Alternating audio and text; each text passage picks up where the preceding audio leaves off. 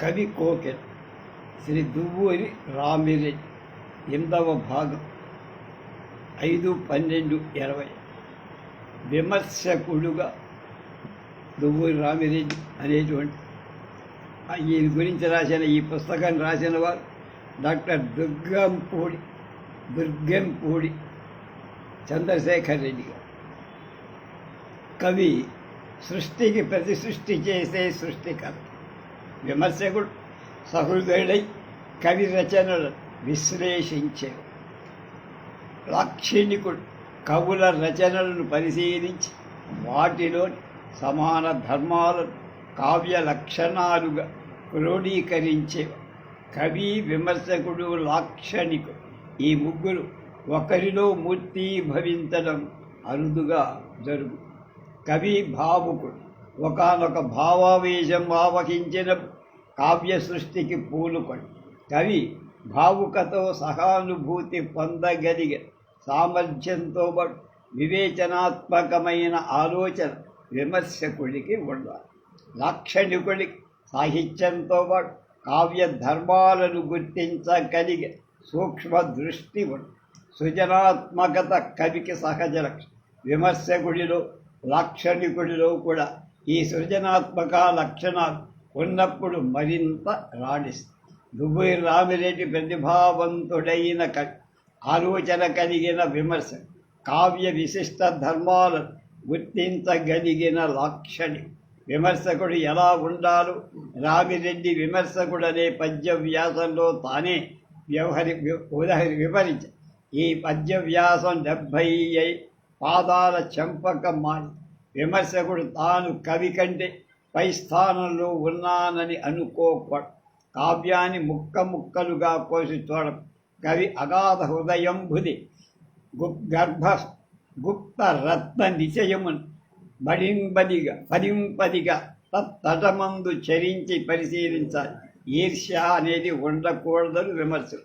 ఒక కావ్యమునందు ఉప్పు రప్పులను కని రసములను గణించి యసకమ్మగు భావములను దరచి శోభను గమనించి శిల్పకళా పద్ధతి గాంచి ఔచిత్యం గమనించి కవి చిత్తమారసి క్రోధము బాసి విశేష శాంతభావ నియతితో విమర్శనం రాసిన అయ్యని మార్గసూచి అయి పనరులు. విమర్శ కవి మారకాస్త్ర నీల కాకూడదు. కళా పరిపూర్తికి దారితూప. తన ఈ అభిప్రాయాలకు అనుగుణంగా దువ్వూరి రామిరెడ్డి విమర్శక పాత్ర నిర్వహించి విమర్శకుడిగా దువ్వూరి రామిరెడ్డి పాత కొత్తల మేళ కలయిక కనిపిస్తుంది. ప్రాచీన ఆలంకారికుల కావ్య లక్షణాలను గౌరవించి అదే సమయంలో కొన్ని సందర్భాల్లో వారి సిద్ధాంతాలను నిరాకరించి ఆధునికులను అభిమానించి అయినా కొన్ని సందర్భాల్లో వారి సంయమన రాహిత్యాన్ని విమర్శించారు. శాస్త్రాన్ని, కళను సమన్వయించి సంప్రదాయాన్ని, నవ్యతను అనుసంధించారు. పాశ్చాత్య కళా సిద్ధాంతాలు సమన్వయించారు. దువ్వూరి రామిరెడ్డి 1922-23 కాలంలో కవిత్వ తత్వాన్ని నిరూపిస్తూ వ్యాసాలు రాశారు. రామిరెడ్డి కవిని లోకోత్తర సృష్టికర్తగా భావించారు. ఆ సృష్టి అనన్యపరతంత్రం, ఆనందదాయకం. కవి కల్పన ఆదర్శప్రాయం. కవి సృష్టించిన స్త్రీలంతా హృదయ సమ్మోహ మంత్రాధిదేవ. కవి సృష్టించిన పురుషులు వేరు, లోకోత్తర కార్యధ్వరంధుడు. కవి సృష్టించిన ప్రకృతి అంతా సచేత. అతని సృష్టి కాలబద్ధం కాదు. ఓ ఐంద్రజాలికుడా, నీవు కుంచెనొకసారి విసరినంతని మా ఆత్మలు తేలికయ్యి పూల రేకుల రెక్కలు కట్టుకొని నిర్వృత్తి పదంబులకు చల్లగా ఎగిరిపో.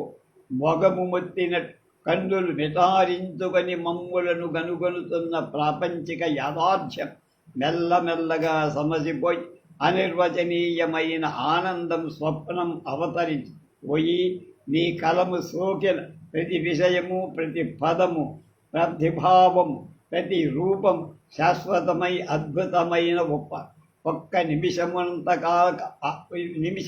అనంతకాల స్వరూపంగా కనపడును. భూమి స్వర్గంగా పరిణమిస్తాయి. ఓ కవి, మానవ జీవితాన్ని ఆనందముఖంగా వనరింపుము. కవిత్వం ఆయా భాషలలో ఒక వాల్మీకితో ఒక నన్నయ్యలోనూ ఆరంభం కాలేదని, అంతకుముందే కవిత్వం ఉందని రామిరెడ్డి అభిప్రాయం. కవిత్వం ప్రత్యేకంగా ఒక దేశానికి, జాతి, నాగరికత సంబంధించి ఉండేది కాదు. అది విశ్వజనీనమై బీజం అంకురించి మొట్టమొదట మానవ హృదయం ఎప్పుడు ససార్థమయ్యిందో అప్పుడే కవితా బీజం అంకురించి, అప్పుడే మానవుని కల్పనాశక్తి, ప్రతిభ బయలుదే. అప్పటి నుండి కవితా మహాల శాఖోపశాఖలుగా చేరి మానవ సంఘం అందు అల్లుకుంటోంది. ఆదిమ దశలో మానవుల ఆటపాటలకు నియమాలు లేవని, నాగరికత పెరిగే కొద్దీ అవి నియమబద్ధాలయ్యాయని, కవిత్వం మొదట్లో గేయ రూపంలో ఉంటుందని రామిరెడ్డి అభిప్రాయపడి, ప్రకృతి తత్వ జిజ్ఞాస, శాస్త్రజ్ఞాన విమర్శ శక్తి పెరిగే కొద్దీ కవిత్వ శక్తి తగ్గిపోతుందంట.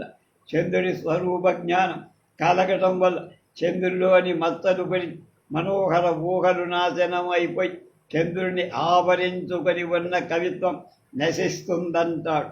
అయితే ఇక లోకంలో కవులు పుట్టరా, కొత్త కావ్యాలు రావా అంటే వస్తాయని, కానీ వాటి గుణంలో కల్పనలో వ్యత్యాసం ఉంటుందని అమెరికాలో వస్తున్న కవిత్వాన్ని గమనిస్తే ఈ విషయం అర్థమవుతోందని చెబుతారు. ఆ కవిత్వంలో మోటారు కారుల శబ్దం, రాంబళ్ళ గడగడలు ప్రతిధ్వనిస్తాయి. యంత్రాగారంలోని పొగ, రస్తాలలో ఆ దేశ కవిత్వాన్ని కమ్ముకొని ఉంటాయి. ఆ కవితలలో కోకిలా రవాలు వినబడటం కుమారు శ్రవణ దారుణాలై రైలు బండి కోతలు వినబడుతున్నాయి. కవిత్వం అంటే ఏమిటని ఎప్పటి నుంచో అడుగుతున్నారని కవులు, లాక్షణికులు, విమర్శకులు ఎన్నో రకాల నిర్వచనాలు ఇచ్చారని, అయినా ఈ ప్రశ్న ఇప్పటికీ అంతరించలేదని రామిరెడ్డి అన్నారు. సందోబద్ధమైనటువంటి కావ్యం వచనం కంటే ఎక్కువ సుఖదాయకం. కవి ప్రతిభాశక్తి వల్ల కావ్యానికి సాధుత్వం, ప్రతిభా దౌర్బల్యం వల్ల అసాధుత్వం సిద్ధిస్తుంది. ప్రాచ్య పాశ్చాత్య లక్షణకర్తల సిద్ధాంతాలలో అసమగ్రతను ఎత్తిచూడు. సహజమైన ప్రతిభే కవిత్వానికి కారణం.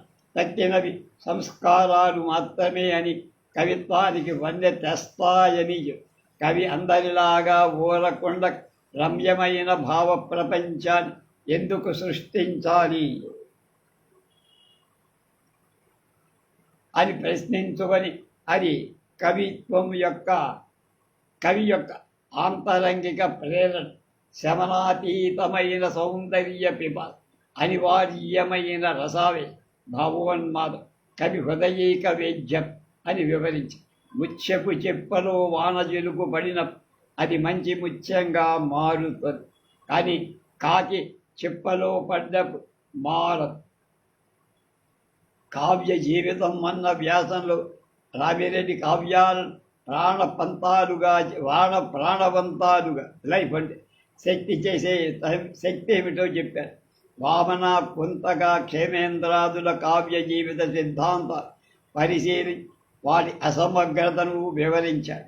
ఆత్మ అంతఃసారభూతమైంది కాబట్టి ఇదమిద్దమని వర్ణించటానికి వీలు కాంది అంటూ కావ్యానికి కవి ప్రతిభే జీవితం, అంగాంగ సంయోగిత, అనురూపత, వస్తువులోని సర్వజనీన స్వభావం, కవిత్వం అనేవి 4 లక్షణాలు ప్రతిభావంతులైన కవుల కావ్యాలు చిరంజీవులు కావడానికి ప్రధాన కారణాలని రామిరెడ్డి సిద్ధాంతం.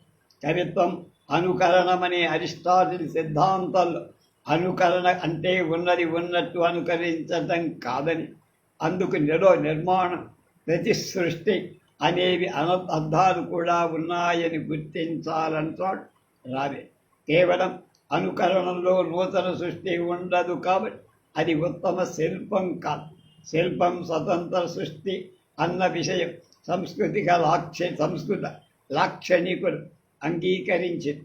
పింగళి సూరన చదువగల వెన్నెల చెరువుల సౌరభము కలిగిన పద్యంలో చదువుగల వెన్నెలు సౌందర్యానికి సౌరభం, కర్పూరానికి కోమలత, ఈ గుణాలన్నీ ఉన్న మలయ పవనుడికి మాధుర్యం కూడా ఉంటే అప్పుడు సుకవి పలుకులకు సమానం కావచ్చంట. అంటే సృష్టిలో ఈ వస్తువుల గుణాలు అసంపూర్ణమైన సృష్టి కవి సృష్టికి ఎట్లా సమానమవు? తాను సృష్టించిన వస్తు స్వాభావికమా లేక అస్వాభావికమా అనే విచారం కవికి అనవసరం. అలాంటి వస్తువు భావ ప్రపంచంలో ఉంటే ఎంత రమ్యంగా ఉంటుంది అనే ఆలోచనే కవికి రస నిష్పత్తి సాధకం అయితే ఎలాంటి అలౌకిక కేంద్ర జాలాన్ని నేను ఎన్నుకోవాలి. ఎందుకంటే కవి సృష్టి ఆనందమాత్ర ప్రయోజనం కలదు అని కవిత్వ శిల్పం అనుకరణలో ఆయన చెప్పారు. దువ్వూరి రామిరెడ్డి రసరమణీయకాలు అన్న వ్యాసంలో రసం రామణీయకం అనే 2 మాటలు గురించి చర్చించారు.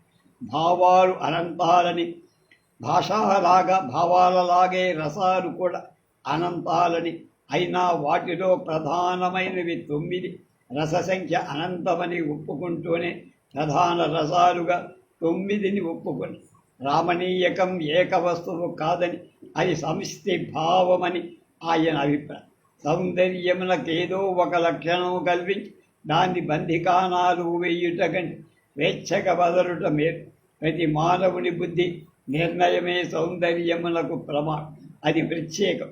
సామాన్య వస్తువులలో కూడా అనంత సౌందర్యాలు దర్శించిన మహానుభావులెందరూ కలరు అంటాడు.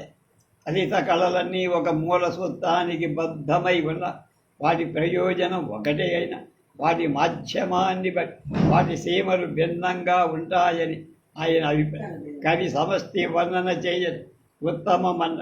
చిత్రకారుడు ఒక సౌందర్యవతి అయిన స్త్రీ చిత్రాన్ని చిత్రిస్తే అదే కవి అయితే ఆ స్త్రీ అవయవాల నొక్కినట్టే ఒక్కొక్కటిగా 20-30 పద్యాల్లో వాటిలో ఉన్న వర్ణనంతా ఒక చోటికి చేసి ఆకారంగా సమష్టి సౌందర్యాన్ని గ్రహించడం పాఠకులకు కష్టమైన కవిచర్యను వర్ణించడం వల్ల సౌందర్యాన్ని వ్యక్తం. కవిత్వానికి ప్రయోజనమేమిటి?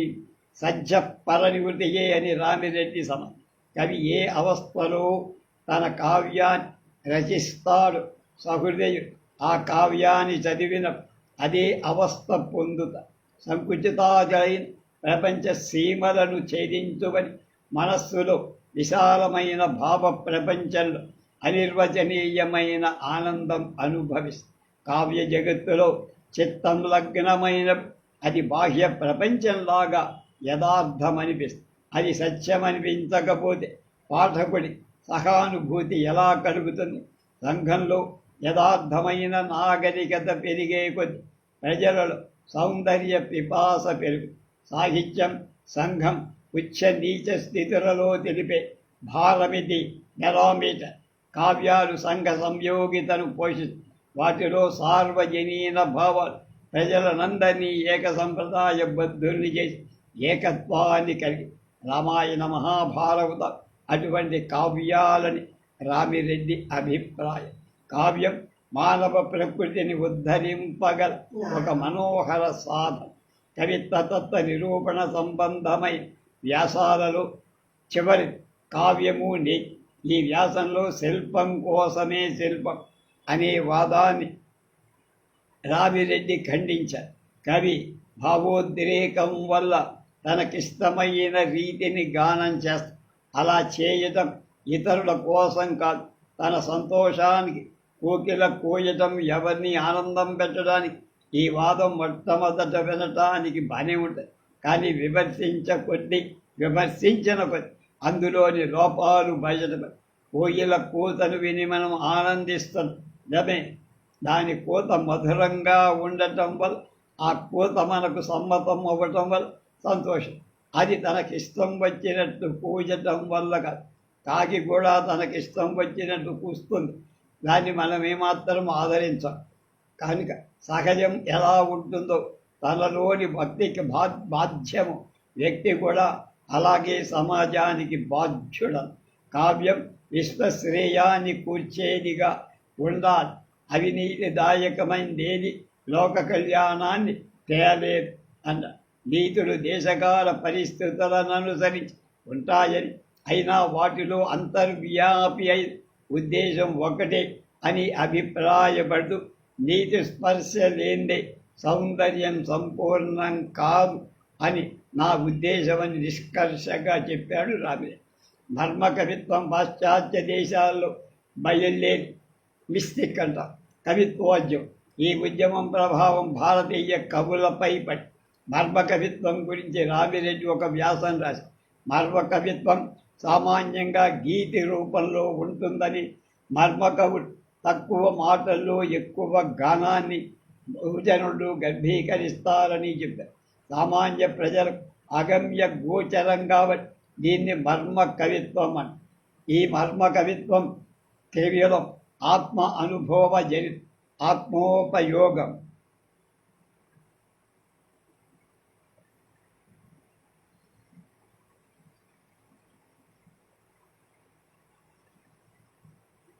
ఈ మర్మ కవిత్వం పాశ్చాత్యులకు కొత్తగాని మనకేం కొత్త కాదంట. మన ఆధ్యాత్మిక కవిత్వమే మర్మ కవిత్వం. పాశ్చాత్యుల్లో సామాన్యులకు ఆధ్యాత్మిక గంధం శూన్యం కాబట్టి వాళ్ళు ఈ కవిత్వం మర్మంగా తోచిందని రామిరెడ్డి వివరించారు. మర్మ కవిత్వానికి కొంత అస్పష్టత తప్పదు. శిల్పం అనుభవింపవలసిందే కానీ వివరించాల్సింది కాదు అన్న అవనీంద్రనాథ్ ఠాకూర్ వాక్యాన్ని ఉదహరించాడు రాబే. మర్మ కవిత్వాన్ని టాల్స్టాయ్ తీవ్రంగా ఖండించారు. రామిరెడ్డి టాల్స్టాయ్ అభిప్రాయాన్ని అంగీకరి. నేటి కవులు అప్రయాస లభ్య జనరంజకత్వానికై తమ శక్తిని పుచ్చుతున్నారు అని ఆధునిక కవులని విమర్శ. మన దేశంలో ఆధ్యాత్మిక కవిత్వానికి ఏమీ కొరత లేదని చెప్పి రామిరెడ్డి సంస్కృత, తమిళ, మరాఠీ, హిందీ, తెలుగు కవుల్లో ఆధ్యాత్మిక లక్షణాలు చూపించి ఠాకూర్కు నోబెల్ బహుమతి లభించింది. అతని కవిత్వం దేశమంతటా వ్యాపించిన తర్వాత తెలుగులో కూడా భావ కవిత్వం ఆధ్యాత్మిక కవిత్వంగా పరిణమించడం మొదలుపెట్టిందన్నారు. నాటక కళా సంస్కరణ, నాటకము, చరిత్ర, మీరాబాయి, ఒక విషాదాంతం, ఈ 3 వ్యాసాలు నాటక కళకు సంబంధించిన రామిరెడ్డి వ్యాసాలు. నాటక కళా సంస్కరణలో తెలుగు నాటకాలలో కనిపించే అనేక దోషాలు విమర్శి వాటిని సరిదిద్దే ఉపాయాలు చెప్పారు. ఆ కాలంలో తెలుగులో వస్తున్న నాటకాలలో 90% నాటకం అనిపించుకోవడానికి తగనివి అన్నారు. ధర్మవరం రామకృష్ణాచార్యులు నాటకాలలో భావాన్ని సంక్షిప్తంగా చెప్పడం తెలియని, ప్రహ్లాద నాటకంలో పాటల్లో తన పేరును నిక్షిప్తం చేయడం ఉచితం కాదని అన్నారు. అవసరం లేకుండానే దేశభక్తి భావాలను బోధించే ఉపన్యాసాలు నాటకంలో చేరుస్తున్నారన్నారు. చాలామంది నాటక కవుల రచనా లోపాలను పాటలు, పద్యాలు కప్పిపుచ్చుతున్నాయి. గయోపాఖ్యానం, రామాంజనేయం, ప్రవీలార్జనీయం వంటి నాటకాలు ప్రధాన పాత్రల సంవాదాలలో పరస్పర దూషణ జుగుప్సాకరంగా ఉన్నాయని విమర్శ. నటులు తమ పాత్రను బాగా అర్థం చేసుకోవాలి. అభినయాన్ని అడ్డగించే పద్యాలను అంగీకరించకు. ఆ సందర్భంగా పాటలు ఉండకు. పద్యాన్ని 2-3 సార్లు చదవకు. పాత్రానుగుణంగా నటన ఉండాలి. పాత్రోచితమైన వేషం ఉండాలి. కవి రచనలు నటులు తమ ఇష్టం వచ్చినట్టు మార్చకూడదు. కవి ఉద్దేశించిన దానికంటే ఎక్కువగా అభినయం కూడా పనికిరాదు. నాటక వృత్తానికి అనుగుణంగా రంగస్థలం ఉండాలి. ప్రేక్షకులు కూడా నటుని అభినయంలోని ఔచిత్యాన్ని, సౌకుమార్యాన్ని, సూక్ష్మతను గుర్తించి మెచ్చుకో. ఇక మీద ఎన్నటికైనను కవి నటక ప్రేక్షకుల సహకారం, సహాయముల చేతనే నాటక సంస్కరింపబడవలె, అభ్యున్నతి నొందవలె.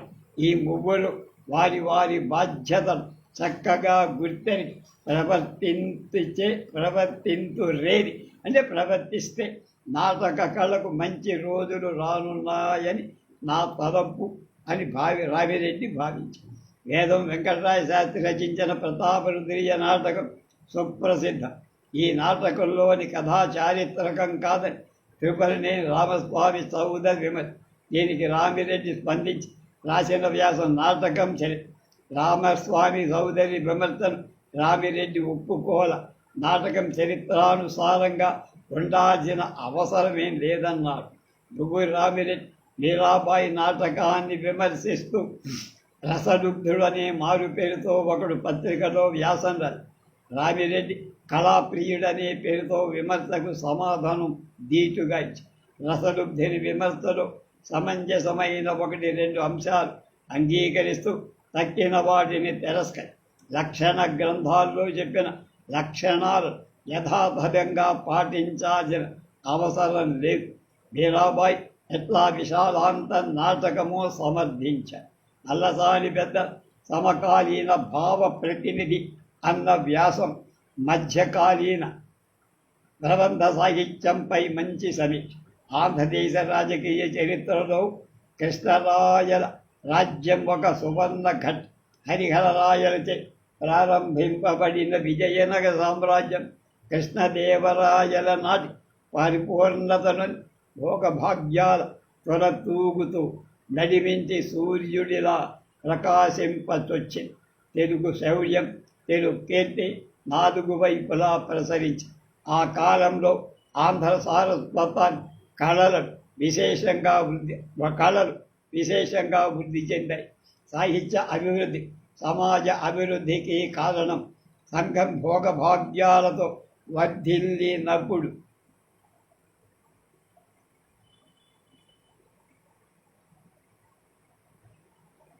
స్వాతంత్ర ప్రీతి పెరుగు. సాహిత్యంలో మార్పులు వస్తాయి. పెద్దల ప్రబంధ స్వతంత్ర కథావస్తు సాహిత్యంలో వస్తాయి. కథావస్తు నూతన సంప్రదాయాన్ని పెద్దల చిత్రించిన పాత్ర పెద్దల వరూధిని పట్టని సానుభూతి చూపించాడు అంటాడు రామి. నీతి సూత్రాలు కొంత ఈ వైభవ కాలంలో సడలుతాయి అని. సంప్రదాయవాదుల తృప్తి కోసం ప్రవరుడి పాత్ర పెద్దన అలా చిత్రించాడంటాడు. పెద్దన కవిత్వాన్ని మెచ్చుతూ నిలకడ వలయు కృతికి అన్న అప్పకవి వాక్యాన్ని రామిరెడ్డి సమర్థిస్తారు. నేటి కవులలో త్వరగా ప్రచురించుకోవాలన్న కోరిక, పత్రికాధిపతులకు కాగితాలు నింపాలన్న అవసరం నిలకడగా కవిత్వం రాయటానికి వీలు కల్పించటం లేదన్నారు. అలంకార తత్వం అనే వ్యాసంలో రామిరెడ్డి రచనలో అలంకార అవసరాన్ని, అవి నిర్వర్తించే పాత్రను చర్చ. అలంకారాలు పరిమిత పదజాలంతో అపరిమిత ఛాయలను ప్రకటించటానికి ఏర్పడిన భావ ప్రకటన సాధనం. వాటి రామణీయ కారణం భావ గాఢం, శబలత్వం, తన్మూలంలో రసత్వం. కవి చెప్పదలుచుకున్న భావం స్ఫుటంగా సూటిగా పఠిత హృదయంలో ప్రవేశపెట్టడం ఉపమాది అలంకారాలు కొంతసేపు తర్కించి విమర్శించి వివరిస్తే కానీ మనస్సుకు పట్టని విషయాలు కూడా అలంకార ద్వారంగా సునాయాసంగా మనస్సుకు హత్తుకుంటాయి అని రామిరెడ్డి అలంకార ప్రయోజనాన్ని భాష స్థూలం, భావాలు సున్నితాలు. ఏ భాషలు అయినా పదజాలం పరిమితం, భావఛాయం అపరిమితం. కనుక పరిమిత పదజాలంతో అపరిమిత భావాలను ప్రకటించాల్సి ఉన్న ఎడల ఏవో కొన్ని సంకేతాలు, సమయాలు, శబ్దశక్తులు అక్కరను బట్టి, అవసరాన్ని బట్టి సహజంగా ఉద్భవిస్తాయి. అలంకారాలు తెచ్చిపెట్టుకోవాల్సిన అవసరం లేదు, అవి సహజంగానే అవసరమవుతాయని రామిరెడ్డి భావం. భాష పొదుపుకు అలంకారం ఒక సాధన అన్న వాక్యంలో ఈ విషయాన్ని ఆయన బాగా స్పష్టం చేశారు. కాబట్టి అలంకారాలు అవసరమా అనవసరమా అన్న చర్చ అవసరమే లేదని ప్రతిభావంతులైన కవి రచనలు అలంకారాలు అవసరమైన చోట అప్రయత్నంగానే దొర్లుతాయని రామిరెడ్డి భావించారు. అయితే అలంకార శాస్త్రాలు వ్యాప్తిలోకి వచ్చిన తర్వాత కొంతమందికి కేవలం అలంకారాలు వాడారని, అందువల్ల నీరసమైన అలంకారాలు పుట్టాయన్న ఉపమ యొక్క ప్రయోజనం విస్తృతం. పిరుదులు ఇసుక తిప్పలైనవి, వక్షోజాలు కొండలయ్యాయి. కేవలం ఆకృతిని సూచించే ఉపమానాలు అర్థమాలు. రాను రాను అలాంటి వర్ణలు కవితా సంప్రదాయాల కింద మరి అది రావిని అలంకారాల నిరసనకు లోను కావడానికి కారణం చెప్పారు. గురజాడ ముత్యాల సరాల్లో తెలుగు అభినవ కవిత్వ ఉద్యమం ప్రారంభమైంది. కట్టమంచి రామలింగారెడ్డి తన విమర్శతో దీనికి మార్గదర్శకుడు. రాయప్రోలు, అబ్బూడి వంటి కవులు అనుసరించి ఈ మార్గంలో పింగళి, కాటూరి, విశ్వనాథ, కృష్ణశాస్త్రి, శివశంకర శాస్త్రి, నాయని, వేదుల, నండూరి, బసవరాజు, అప్పారావు, జాషువా మొదలైన కవులు కవిత్వం. అయితే ఈ అభినవ కవిత్వాన్ని చాలామంది ఆక్షేపించి పోలవరపు రామబ్రహ్మం అని ఆయన ఆధునిక కవిత్వాన్ని విమర్శిస్తూ ప్రజామిత్రలో ఒక వ్యాసం రాజా. దువ్వూరి రామిరెడ్డి అభినవాంధ్ర కవిత్వం అనే వ్యాసంలో రామబ్రహ్మ అభిప్రాయాలను ఖండి ఆధునిక కవిత్వానంత చెత్త అనడం ఆయనకు ఒప్పుకోవడం, ప్రపంచ వాంగ్మయాలు జీర్ణం చేసుకోవడం భాషకు అభివృద్ధి అని ఆయన భావం. చెత్త ఆధునిక సాహిత్యంలోనే కాదు, ప్రాచీన సాహిత్యంలో కూడా బోలెడు బళ్ళ కొద్ది. కాల ప్రవాహంలో మంచి రచనలు విలువ పొంది ఆధునిక రచనకు కూడా అధిపతి. ఆధునిక కవిత్వంలో దూరాన్వయం, క్లిష్టాన్వయం, అర్థం బోధపడని పదాలకు నిరర్ధక పదాలంబరం, భావ ప్రకటన సరిగా చేయలేని గజ్జిబిజి, అలాగే మొదలైన కావ్య దోషాలు ఉన్నాయన్నారు విమర్శ. కావ్య దోషాలు ప్రత్యేకంగా ఆయా కవికి సంబంధించిన రచనా లోపాలే కానీ అది ఇప్పుడు అభినవ కవిత లక్షణాలు కావు. సాహిత్యంలో రమ్యత, నేటి కవిత, ప్రకృతి పూజ, సాహిత్యంలో వైద్యం, నా కవితానుభవ తిక్కన అన్న ఈ 5 వ్యాసాలు రామిరెడ్డి రేడియో ప్రసంగం. కవిత్వంలో రామణీయకం ఏక వస్తువు కాదు, ఏక గుణం కూడా కాదు. వస్తు గుణాలు ఉచితమైన రీతిలో సమ్మిళితమై కవి ప్రతిభ చేత సచేతనమై ఆకృతిబద్ధమైన భావం యొక్క సమిష్టి మోహన రమ్యత అంట రామిరెడ్డి. అమర కవిత ఏదో రామిరెడ్డి ఇలా చెప్పారు. ప్రతిభావంతుడైన కవికి అపూర్వ వస్తు నిర్మాణ క్షమమైన ప్రజ్ఞ ఉంటుంది. అద్దంలో బింబం ప్రతిఫలింపచేసే వర్ణనాశక్తి కవికి స్వభావ సిద్ధంగా ఉంటుంది. ఆ శక్తి ఏ కవికి పరిపూర్ణంగా ఉంటాడు అతడు అమర కవి. వాని సార్వకాలీనమై అమర కవి. కవిత్వంలో చాలా కాలానుగుణమైన మార్పులు, పూర్వల రచనా విధానాలు తృప్తి పడని తర్వాతి కొత్త మార్గాలు తొక్కుతారు. అంచేత పూర్వ కవిత్వాన్ని అసహించుకోవాల్సిన అవసరం 1910 సంవత్సరం మొదలు ప్రారంభించిన నవ్య కవుల రచన 35 సంవత్సరం నాటికే పూర్వ కవిత్వంగా మారిపోయిందన్న విషయం నవ్య కవులు గుర్తుపెట్టుకోకపోతే పూర్వ కవిత్వం అంతగా ద్వేషించాల్సిన అవసరం ఉండదు.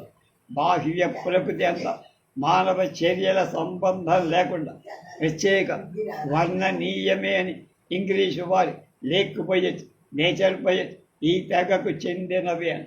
కవులు పూర్వులైన ఆధునికులైన ప్రకృతిని వర్ణించడంలో 2 పద్ధతులు అవలవి. కవుల దృష్టికి ప్రకృతిలోని ప్రతి అడుగు ప్రాణవంతంగా కలపదు. అందువల్ల ప్రకృతి మానవీకరించడం అంటే హ్యూమనైజ్ చేయడం. కవుల మానవుల కష్ట సుఖాలు, ప్రకృతి సహానుభూతి చూపటం, వర్ణించడం మొదలైనవి ప్రథమ విధానం. ప్రకృతి సౌందర్యాన్ని స్వాభావికంగా వర్ణించడం రెండవ విధం అని వివరిస్తూ రమణీయ వస్తువులు తమంత తామే వర్ణనాయోగ్యాలై ఉంటాయి అని మానవ చర్యలను భిత్తికాయి కావ్య వర్ణనలు మిళితమైనప్పుడు అంటే బేస్ అన్నమాట మరింత సుందరంగా ఉంటుంది అని తన అభిప్రాయాన్ని వివరించి యథార్థమైన కవిత్వానికి కూడా జీవం నవ్యతయే వైచిత్ర్యానికి మూలం.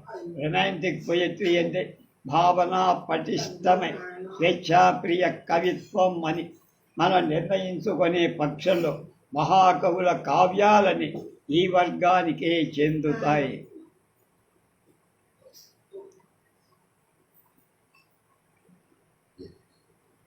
నా కవితానుభవాలు అనే చక్కని కవితాత్మకమైన వ్యాసం. కవి గ్రామవాసి, కైతవం తెలియదంటే కుళ్ళు. ప్రకృతి బడిలో పెరిగా పొలాల విహరిస్తూ పొద్దు పుస్త గూడుల వచ్చు పక్షుల పూజితం సంధ్య కింజాయ గారడి చక్కద వరుల వినవచ్చు కీచకా వ్యక్తకి కాపువాని సైతము కవి నొక ధ్వనస్. కాబట్టి కాపువాడైన దువ్వూరి రామిరెడ్డి కవి అయ్యారు. కాపువాడంటే రైతు. కవితా వధువుని భరించారు. ఈ కవితా వధువు చెప్పు చేతల్లో ఉండేదేం కాదు. ఇష్టం వచ్చినప్పుడు వస్తుంది, సగంలో వెళ్ళిపోతుంది, రమ్మన్నప్పుడు రాదు. ఇద్దరికీ బోలెడంత తరం. అహంభావంతో కవి చిత్రలేఖనం చేరదీశారు. కవితా సతికి ఈర్ష్యపడి చిత్రలేఖతో సాంగత్యం ఫలప్రదం కాదు. కవిత మీది ప్రేమ మాసిపోదు. ఆమెను ఓదార్చాడు, అక్కున చేర్చాడు. దువ్వూరి రామిరెడ్డి కొంతకాలం కవితా రచన చిత్రలేఖనం మీద ఆసక్తి చూపాడు. అది అంతగా సఫలం కాదు. మళ్ళీ కవితా రచన మొదలుపెట్టి ఆ విషయాన్ని ఈ వ్యాసంలో చెప్పాడు. దువ్వూరి రామిరెడ్డి తిక్కనపై అభిమానం. 26లో హైదరాబాదులో కృష్ణదేవరాయ ఆంధ్ర భాష నిలయంలో తిక్కన సోమయాజి గారి సభలు, జయంతి సభలు తిక్కనను గురించి సుదీర్ఘమైన ఉపన్యాసం చేశారు రామిరెడ్డి. నల్లయది వైదిక దృష్టి, జగద్ధిత బుద్ధి, తిక్కనది శిల్ప దృష్టి, ఆంధ్రావళి మోదముంబలయించు బుద్ధి అని రామిరెడ్డి అనే వాదాన్ని గురించి చెప్తూ మూలం అస్థి పంజరం, తిక్కన ఆంధ్రీకరణం, రక్త మాంసయుతమైన జీవనమూర్తి అన్నాడు. తిక్కన అవలంబించిన రచనా పద్ధతులు రామిరెడ్డి ఈ విధంగా క్రోడీకరించాడు. సంభాషణ మూలకమైన నాటక పద్ధతిలో కథ నడపడం, రసపోషణకుగా యథేచ్ఛగా మూలాన్ని అతిక్రమించడం, అమూలాలు చేర్చడం, మూలాన్ని మట్టగించడం. వస్తువు యొక్క ఐక్యతకు కథాగమనాలు అభ్యంతరకరాలే. భగవద్గీత లాంటి వాటిని వదలు. పాత్రలు ప్రాణవంతాలుగా స్ఫురించడానికి అంగ వికారాజ్జి అవయవాలను కళ్ళులో కట్టినట్టు వర్ణించి పాత్రల వ్యక్తిత్వాన్ని, భిన్నత్వాన్ని పరిస్ఫుటం అయ్యేట్టుగా శీల పోషణ చేయి. ఔచిత్యాన్ని పోషించి ఉదయ అస్తమయాది వల్ల కథలలో మేళవించేటు చేయి. 8 భావరసానుగుణమైన అనుగుణమైన శైలి. ద్విపద రచన, గణభేదం అన్న వ్యాసంలో మార్గ ఛందస్సులు